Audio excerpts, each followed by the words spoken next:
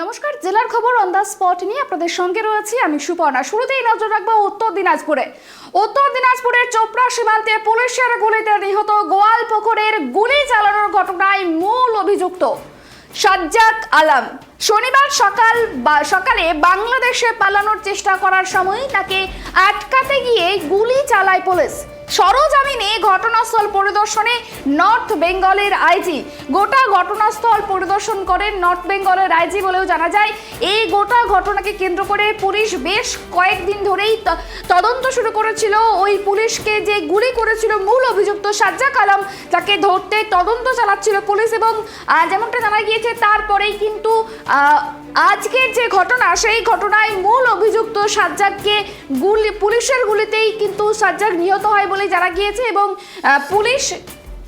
পুলিশের গুলিতেই এই সাজ্জাক আলম নিহত হন এবং তারপরে গোটা ঘটনাস্থল সরজমিনে খতিয়ে দেখতে সেখানে যান নর্থ বেঙ্গলের আইজি।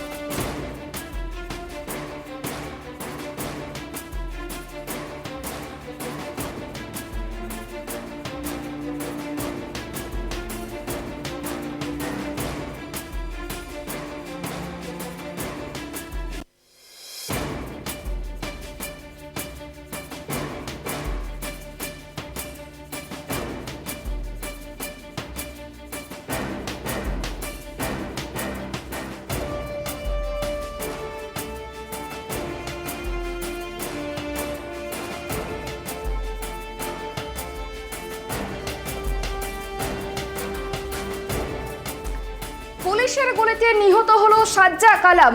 পুলিশের গুলিতেই নিহত হয়েছে এবং গুলির বদলা গুলি দিয়েই কিন্তু গুলি বলেই কিন্তু আজকে সেই ছবি উঠে এসেছে। আমরা সরাসরি কথা বলে আমাদের সঙ্গে রয়েছে প্রতিনিধি বিক্রম। এই যে সাজ্জাক আলম মূল যে অভিযুক্ত, পুলিশের গুলি কাণ্ডে যে মূল অভিযুক্ত, সেই সাজ্জাক নিহত হয়েছে পুলিশের গুলিতেই। ঠিক কিভাবে ঘটনা ঘটেছে বলে জানা যাচ্ছে? কারণ দেখো, যখন এই গুলির ঘটনা ঘটে তখন কিন্তু প্রচন্ড কুয়াশা ছিল। সেই কুয়াশার মধ্যে এই ঘটনা কিভাবে ঘটলো বা কিভাবে ঘটনা সম্ভব হয়েছে বলে জানা যাচ্ছে?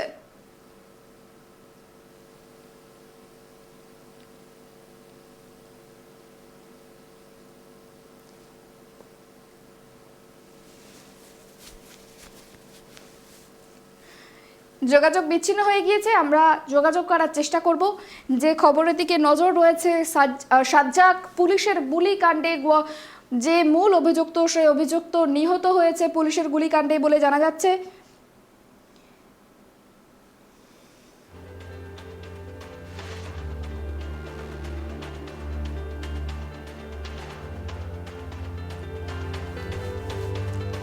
পাঞ্জিপাড়া গুলিকাণ্ডে পুলিশের গুলিতে মৃত্যু হলো মূল অভিযুক্ত সাজ্জাক আলমের।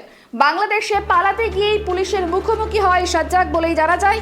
সূত্র মারফত যেমনটা জানা গিয়েছে, সাজ্জাককে ধরতে গেলে সে পালানোর চেষ্টা করে আর তখনই গুলি চালায় পুলিশ। গুরুতরভাবে জখম হয় সে এবং তাকে নিয়ে যাওয়া হয় হাসপাতালে। এবং যখন হাসপাতালে নিয়ে যাওয়া হয় তখন চিকিৎসকরা জানান যে সাজ্জাকের মৃত্যু হয়েছে।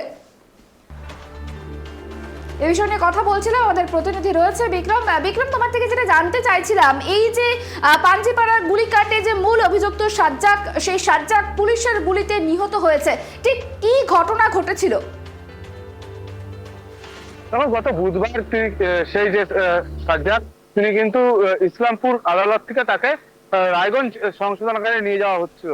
ঠিক সেই সময় পাঞ্জিপাড়ার ঠাকুর বাড়ি এলাকাতে তিনি কিন্তু পুলিশের ভ্যানের থেকে কিন্তু তিনি বাথরুম করতে নামেন এবং সেই সময় কিন্তু তার পিস্তল দিয়ে কিন্তু তিনি দুজন পুলিশ কর্মীকে আহত করেন এবং তারপর থেকে তিনি পালিয়ে যায় এবং পুলিশের তদন্তকারী অফিসাররা এবং পুলিশের বিভিন্ন বিভাগের অফিসাররা যে সমস্ত পুলিশের টিম রয়েছে, সমস্ত টিম কিন্তু কাজে লেগে পড়ে এবং তার 24 ঘন্টা পরেই কিন্তু ডিজি তিনি নিজে সরজমিনে আসেন, খতিয়ে দেখেন সমস্ত বিষয় এবং তারপরে কিন্তু কড়া বার্তা দেয় পুলিশকে এবং সাংবাদিকদের সামনেও কিন্তু তিনি ডিজি বলেন যে পুলিশকে যদি 1 রাউন্ড গুলি চালায় তাহলে পুলিশ 4 রাউন্ড গুলি চালাবে এবং ডিজি জানান 48 ঘন্টার মধ্যেই কিন্তু পুলিশের বড় সাফল্য।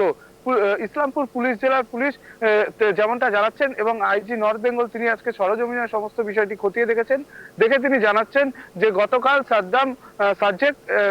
সাজ্জেক তিনি ইসলামপুরের গোয়ালপুকুরের একটি গ্রামে ছিলেন। সেই গ্রামে যখন হানা দেয় এবং তারপরেই কিন্তু সাজ্জাক পালিয়ে যেতে শুরু করে, এবং সেই সময় পুলিশ প্রথমে গুলি চালায়, তার পায়ে লাগে, এবং তারপরেই কিন্তু সাজ্জাকও তিনি গুলি চালায়। এবং পুলিশের গোলাগুলিতে কিন্তু মূলত কত রাউন্ড গুলি চলেছে এখনো পুলিশের তরফ থেকে কিন্তু স্পষ্টভাবে বলা হয়নি। যেমনটা জানা যাচ্ছে যে সাজ্জাকের কিন্তু 3টি গুলি লেগেছে, এবং স্পট ভিজিটের পরে কিন্তু ডিজি বলেন যে মোট এখানে 4 রাউন্ড গুলি চালানো হয়েছিল, এবং সেই ক্ষেত্রে দাঁড়িয়ে থেকে তারা আরো তদন্ত করছে, আরো কোনো পুলিশ গুলি চালিয়েছিল কিনা সেই বিষয়েও কিন্তু খোঁজ খবর চলছে। তবে আজ কিন্তু সেই স্পট ভিজিট করে কিন্তু ডিজি যখন বলেছিল কথা যে পুলিশকে গুলি চালানো, সেই সময় থেকেই কিন্তু পুলিশের কিন্তু নজর ছিল, এবং পুলিশের কিন্তু একটা কিন্তু সমস্ত বিষয়ে কিন্তু তারা তদন্ত শুরু করেছিল। এবং সেই ক্ষেত্রে দাঁড়িয়ে থেকেই কিন্তু আজ সকালে যেমনটা গ্রামবাসীরা জানাচ্ছে, সকালের দিকে প্রায় প্রচুর পুলিশের গাড়ি আসে, এবং সেই সময় ভোরবেলার দিকে কিন্তু ঘন কুয়াশা, সেই সময় কিন্তু পুলিশের গাড়ির আওয়াজ এবং গুলির আওয়াজ পায় গ্রামবাসীরা। এবং সকাল 7টার দিকে গ্রামবাসীরা যখন বাড়ির থেকে বেরিয়েছিলেন, সেই সময় দেখতে পায় পুলিশ কিন্তু একটি বডি নিয়ে যাচ্ছে, এবং সেই তার বডি, এবং সেই ক্ষেত্রে দাঁড়িয়ে থেকে পুলিশের যারা তদন্তকারী কর্তারা এবং অফিসাররা রয়েছে, সেই ক্ষেত্রে দাঁড়িয়ে পুলিশের তরফ থেকে কিন্তু সমস্ত ডিজি কিন্তু নিজে এসে যেমনটা বলেছিলেন, এবং সাজ্জাককে ধরা হবে, এবং সাজ্জাকের যে সাকরেত রয়েছে তাকেও কিন্তু অবিলম্বে ধরা হবে বলে পুলিশের তরফ থেকে জানানো হয়েছে। ইতিমধ্যেই কিন্তু সমস্ত স্পট ভিজিট করে কিন্তু আইজি নর্থ বেঙ্গল তিনি কিন্তু রওনা দিয়েছেন, এবং আরো যারা তদন্তকারী অফিসার রয়েছে তাদের সাথে কথা বলছেন, কারণ সাজ্জাকের যে সাকরেত রয়েছে কোথায় রয়েছে সেটাই এখন তদন্ত করছে পুলিশের অফিসাররা। একেবারে দেখো বিক্রম, তোমার থেকে আমি আরো একটি বিষয় জানতে চাইবো। এই যে সাজ্জাক যখন বাংলাদেশকে পালানোর পরিকল্পনা করছিল, পুলিশ যখন তাকে হন্যে হয়ে খুঁজছিল, এই সাজ্জাক যে গোয়ালপুকুরেই ছিল, এই বিষয়টা পুলিশের কাছে পুলিশ কিভাবে জানতে পারে? দেখো, পুলিশের কাছ থেকে পুলিশ যেমনটা জানাচ্ছে তাদের কাছে আগের থেকে খবর ছিল।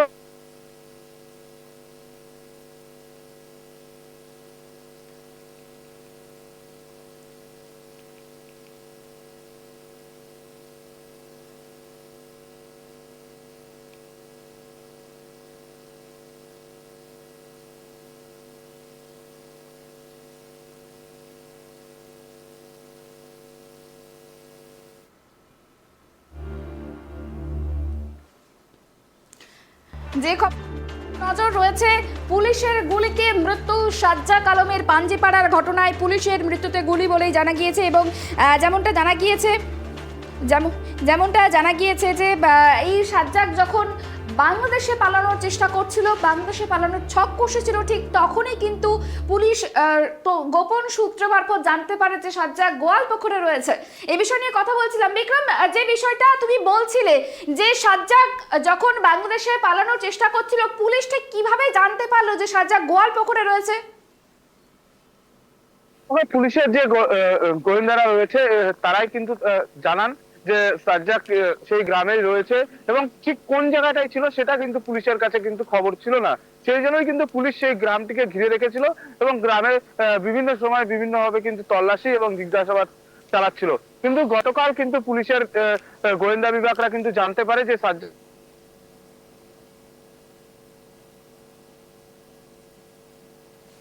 বেশ, অনেক ধন্যবাদ আমাদের সঙ্গে থাকার জন্য।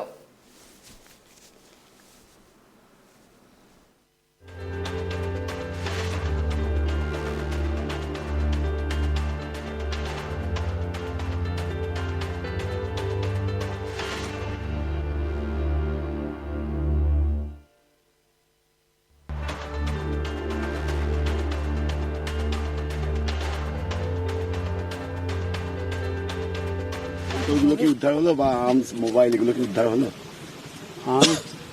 আর্মস গুলির খোল ফোন সব উদ্ধার হয়েছে। আমাদের টিম এখন কাজ করছে ওখানে, ওরা পুরোটা যে সিন অফ ক্রাইমকে ভালো করে সার্চ করছে, তারপরে এখন আমরা পুরোটা অ্যাসার্টেন করে আপনাদেরকে পরে বাকি ডেভেলপমেন্ট জানাতে পারবো। এই রাস্তা দিয়ে পালাতে গিয়ে কি নেমে গিয়েছিল নিচে?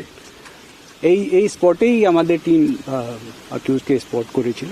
মানে এনকাউন্টারই কেন করতে হলো? মানে ও যে গুলি চালিয়েছিল, পুলিশ তো কেউ ইনজোর্ড হয়েছে? পুলিশের উপরেও আগে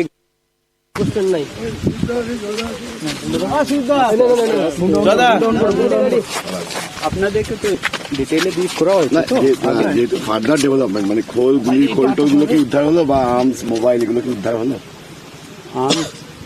আর্মস গুলির খোল ফোন সব উদ্ধার হয়েছে। আমাদের টিম এখন কাজ করছে ওখানে, ওরা পুরোটা যে সিন অফ ক্রাইমকে ভালো করে সার্চ করছে। তারপরে এখন আমরা পুরোটা অ্যাসার্টেন করে আপনাদেরকে পরে বাকি ডেভেলপমেন্ট জানাতে পারবো। এই রাস্তা দিয়ে পালাতে গিয়ে কি নেমে গিয়েছিল নিচে? এই স্পটেই আমাদের টিম অ্যাকিউজকে স্পট করেছিল। মানে এনকাউন্টারই কেন করতে হলো? মানে ও যে গুলি চালিয়েছিল, পুলিশ তো কেউ ইনজোর্ড হয়েছে? পুলিশের উপরেও আগে আমি সকালেই বলে দিয়েছি আপনাদেরকে, he started open fire on the police.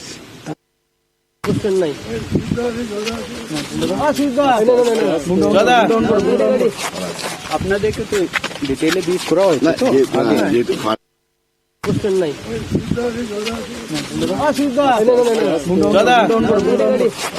আপনাদেরকে তো ডিটেইলে ব্রিফ করা হয়েছে না, তো যেহেতু ফার্দার ডেভেলপমেন্ট, মানে গুলির খোলটোগুলো কি উদ্ধার হলো, বা আর্মস মোবাইল এগুলো কি উদ্ধার হলো? আর্মস গুলির খোল ফোন সব উদ্ধার হয়েছে। আমাদের টিম এখন কাজ করছে ওখানে, ওরা পুরোটা যে সিন অফ ক্রাইমকে ভালো করে সার্চ করছে। তারপরে এখন আমরা পুরোটা অ্যাসার্টেন করে আপনাদেরকে পরে বাকি ডেভেলপমেন্ট জানাতে পারবো। এই রাস্তা দিয়ে পালাতে গিয়ে কি নেমে গিয়েছিল নিচে? এই স্পটেই আমাদের টিম অ্যাকিউজকে স্পট করেছিল। মানে এনকাউন্টারই কেন করতে হলো? মানে ও যে গুলি চালিয়েছিল, পুলিশ তো কেউ ইনজোর্ড হয়েছে? পুলিশের উপরেও আগে আমি সকালেই বলে দিয়েছি। পাঞ্জিপাড়ার গুলিকাণ্ডে পাঞ্জিপাড়ার গুলিকাণ্ডে মূল অভিযুক্ত সাজ্জাক আলম আজই নিহত হয়েছে। পুলিশের গুলিতে নিহত হয় এই সাজ্জাক বলে জানা গিয়েছে, এবং এই সাজ্জাকের মৃত্যুর পরেই কিন্তু শুরু হয় রাজনৈতিক তরজা। বিরোধী দলনেতা শুভেন্দু অধিকারী তার বক্তব্য যে এই যে গোটা ঘটনা, সেই ঘটনা পুলিশ গুলি করে পুলিশের গুলিতে যে নিহত হয়েছে এই বিষয়টাকে একেবারেই কিন্তু খুনে পরিণত করেছেন। তিনি বলছেন যে পুলিশ খুন করেছে এই সাজ্জাককে। অন্যদিকে কুণাল ঘোষ তিনি বলছেন পুলিশ অ্যাক্টিভ রয়েছে এবং পুলিশ এই যে সাজ্জাকের যে মৃত্যু হয়েছে এই ঘটনা হবারই ছিল। ঠিক কি বলেছে তারা, শোনাবো। দেখুন, উত্তরপ্রদেশে যেটা পুলিশ করে ক্রিমিনাল ক্রাইম রাজকে খতম করার জন্য এবং ক্রিমিনালদেরকে তার ক্রিমিনালিজমকে শেষ করার জন্য। আর এখানে যেটা হয়েছে সেটা হচ্ছে যে অবৈধ বন্দুকটা একজন প্রিজনারের কাছে পৌঁছে দিয়েছে যারা, তার একমাত্র উইটনেস যাকে 5 দিন রিমান্ডে রাখলে জানা যেত যে এই আগ্নেয়াস্ত্রটা তৃণমূলের কে সাপ্লাই করলো। সেই জন্য উইটনেস কাম অ্যাকিউজড, যাতে এইখানেই ম্যাটারটা ক্লোজ হয়ে যায়, তাই এই খুনটা করা হয়েছে। এটা তো এনকাউন্টার নয়, খুন। পুলিশ অত্যন্ত সঠিক কাজ করেছে। পুলিশকে গুলি করে যদি কোনো সমাজবিরোধী পালিয়ে যায়, পুলিশকে গুলি করে যদি কোনো অপরাধী পালিয়ে যায় এবং পুলিশকর্মী জখম হন এবং পরবর্তীকালে পুলিশের উপর আবার হামলা করার চেষ্টা হয় পালিয়ে যাওয়ার জন্য, তো সেখানে পুলিশ গুলি চালিয়েছে, মারা গেছে। মৃত্যু কেউ কখনো চায় না, কিন্তু কেউ যদি পুলিশকে বারবার গুলি করে, পুলিশের উপর হামলা করে, পুলিশকে গুলি করে মৃত্যুর মুখে ঠেলে দিয়ে পালিয়ে যায়, আবার দ্বিতীয়বার হামলা করে অন্য দেশে পালিয়ে যাওয়ার চেষ্টা করে, তো পুলিশ সেখানে গুলি চালিয়েছে। পুলিশ সঠিক কাজ করেছে। এই পুলিশ একদিকে যেমন মানবিক, একদিকে যেমন যতটা সম্ভব আইনের সমস্ত রকমভাবে রক্ষা করে আইনের পথে অপরাধীদের শাস্তি দেওয়ার চেষ্টা করে। পাশাপাশি যদি কেউ বারবার পুলিশের উপর গুলি করে, পুলিশের প্রাণহানির আশঙ্কা হয়, তো সেখানে পুলিশ পাল্টা গুলি চালিয়েছে, ঠিক করেছে। এবার যে ঘটনার দিকে নজর রাখবো, বৈষ্ণবনগর থানার ভারত বাংলাদেশ সীমান্তে নতুন করে উত্তেজনা। শনিবার সুখদেবপুর এলাকার সীমান্তে কিছু বাংলাদেশি আচমকা ভারতে প্রবেশ করে। বিষয়টি লক্ষ্য করে ভারতীয় গ্রামবাসী এবং বিএসএফ এবং তৎক্ষণাৎ বাংলাদেশিদের দিকে পাল্টা তারা ধাওয়া করে এবং তার ফলে বাংলাদেশিরা পালিয়ে গেলে পরবর্তী ক্ষেত্রে বাংলাদেশিরা পাল্টা বোম এবং ইট ছোড়ে বলেই অভিযোগ। ঠিক কি ঘটনা ঘটেছে সে বিষয় নিয়ে জানবো, আমাদের সঙ্গে রয়েছে প্রতিনিধি রুহুল। রুহুল, এই যে অনুপ্রবেশের অভিযোগ, এই অভিযোগ একাধিকবার এসেছে এবং এই অনুপ্রবেশ ক্রমশ বাড়ছে বই কি কমছে না, এবং সুখদেবপুরের এই যে ঘটনা, এই ঘটনা ঠিক কিভাবে ঘটলো?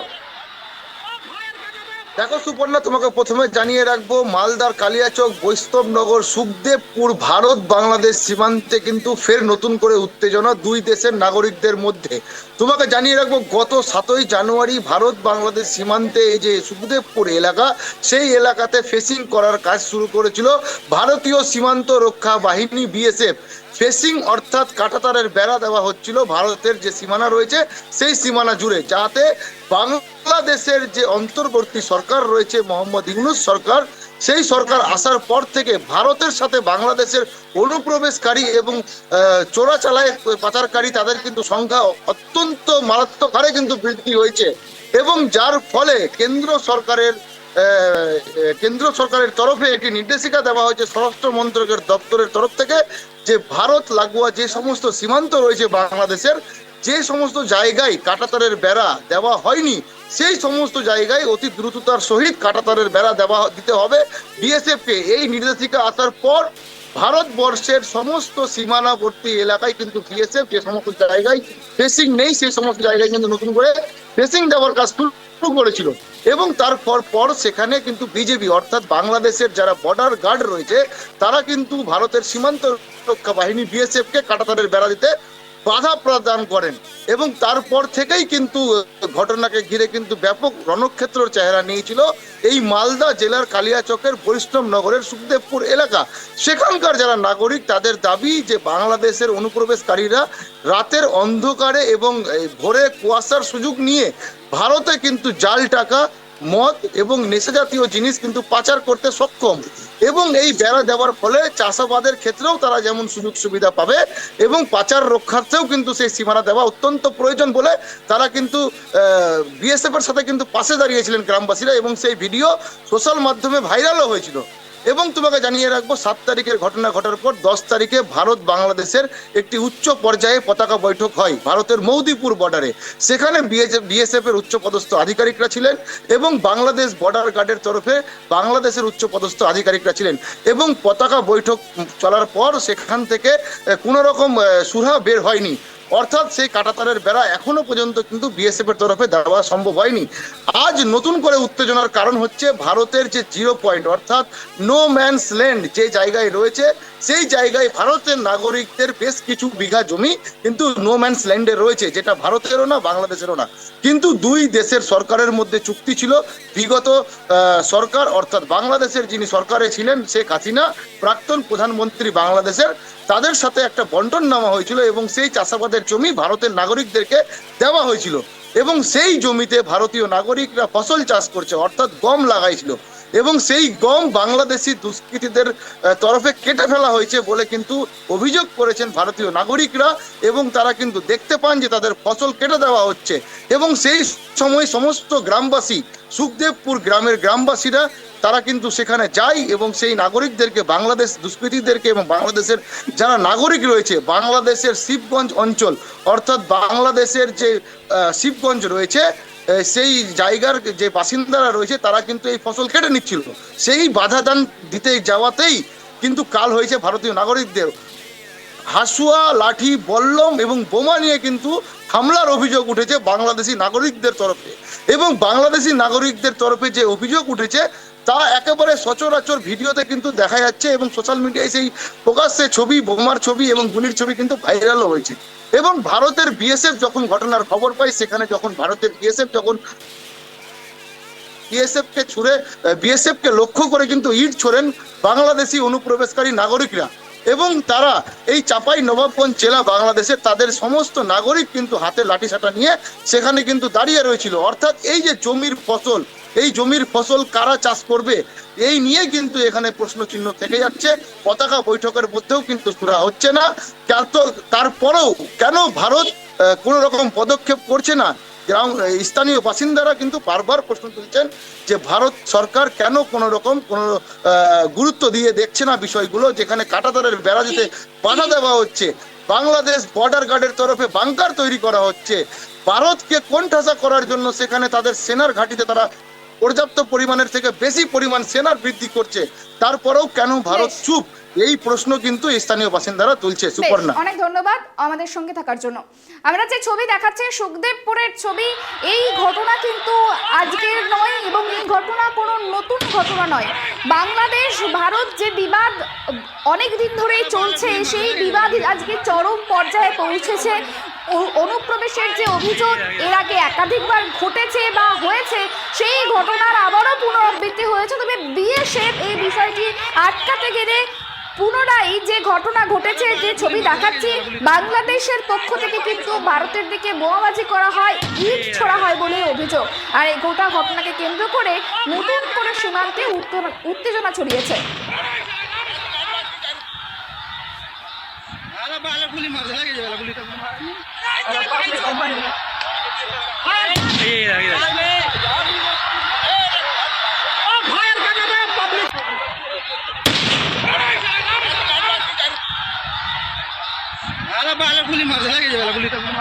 এবার নজর রাখবো ভাঙড়ের দিকে। ভাঙড়ে ক্রমশ বাড়ছে বেআইনি নির্মাণ, আর সেই বেআইনি নির্মাণের জেরে রীতিমতো সমস্যায় পড়তে হচ্ছে সাধারণ মানুষকে।